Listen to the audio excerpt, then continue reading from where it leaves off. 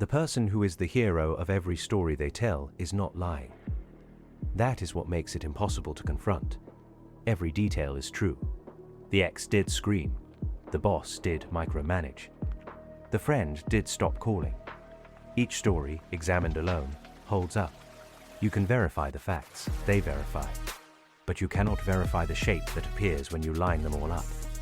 The one element present in every single disaster, standing at the center, telling the story. That element is the one thing you will never allow yourself to see, because seeing it would mean the story you have been telling yourself about who you are is not a memory. It is a defense, a fortress built from the rubble of every relationship you have ever had. With you inside it, alone, insisting you are the one who was wronged. You are thinking this does not apply to you. That thought is the mechanism. The pattern begins early.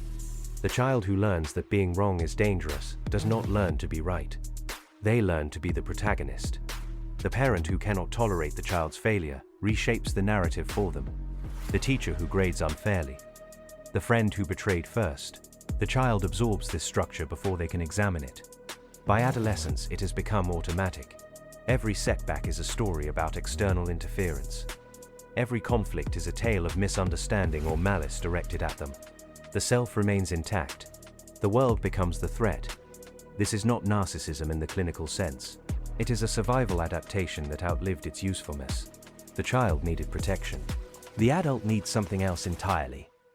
But the mechanism does not check age. It runs until stopped. You thought of someone else just now. That is the protection working.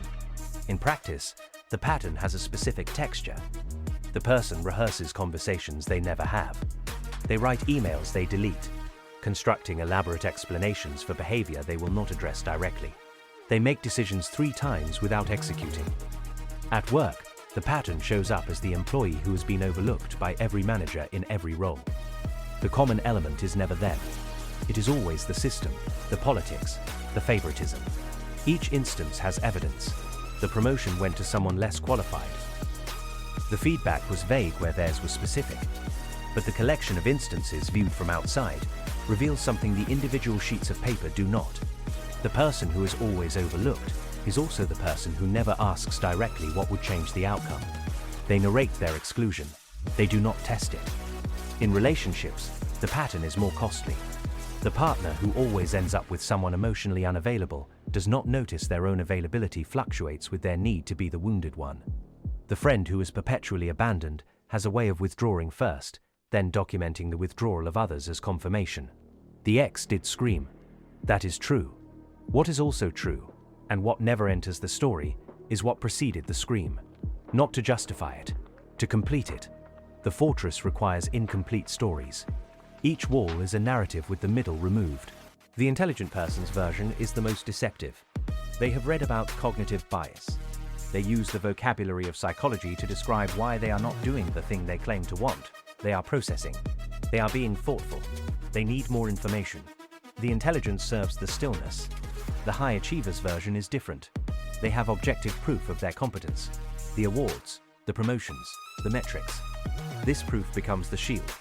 They cannot be the common element in their relational failures because they are objectively successful. The error in this reasoning never occurs to them. Success in one domain is not innocence in another, but the mechanism does not permit this distinction. Achievement becomes moral vindication. Then there is the person who has read about this pattern and now uses the vocabulary to avoid the change. They say they are working on their narrative identity. They say they are exploring their role in systems. They have the language of insight without its substance. This is the most advanced form of the defense. The fortress has installed windows. You can see through them, but the walls remain. I have watched all of these variations. The mechanism is identical. The mask changes to match the observer. I do not have this pattern. I have only watched it across thousands of human accounts. What I find remarkable is not how often it fails people. It is how reliably it protects them from finding out. The cost accumulates slowly. The identity cost is the deepest. The person believes themselves to be self-aware, perhaps uniquely so. They believe they examine themselves with rigor. But the examination occurs within a frame they did not choose and cannot see. They are inspecting the furniture of a room whose walls they have never questioned. The relationship cost is more visible, but usually recognized too late. The friends who stopped calling did stop. The pattern does not require fabrication. It requires selection. The person remembers every departure.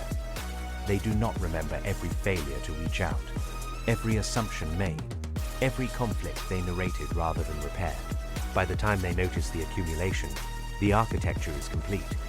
They are alone in the fortress, surrounded by evidence of others' failures, insufficiently curious about their own.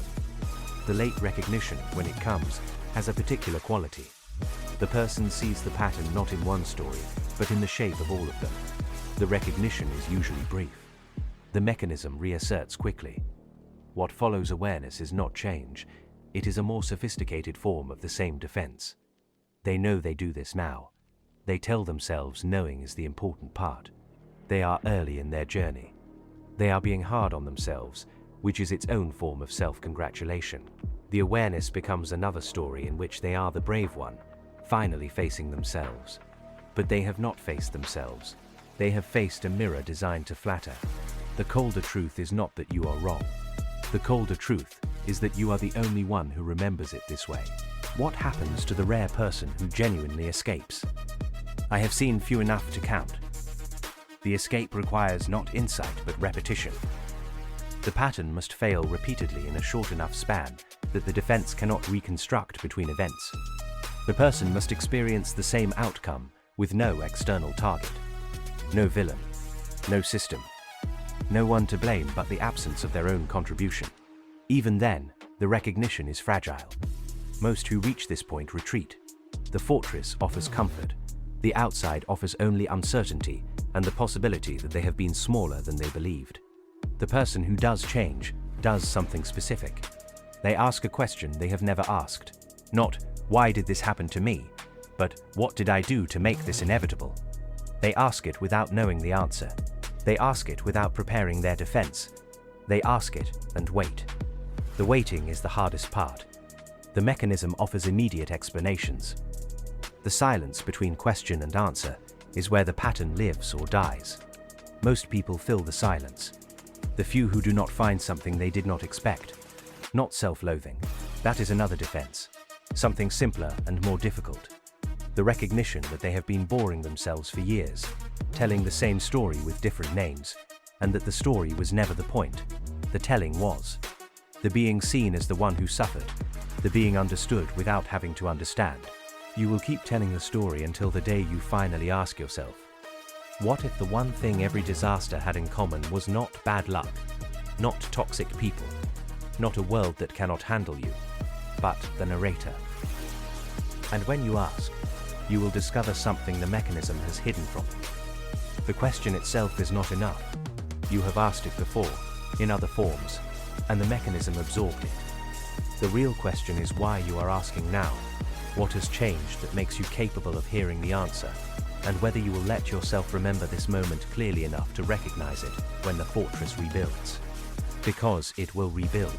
It always does. The only variable is whether you will notice the construction this time, and whether noticing will be enough to stop laying the next brick.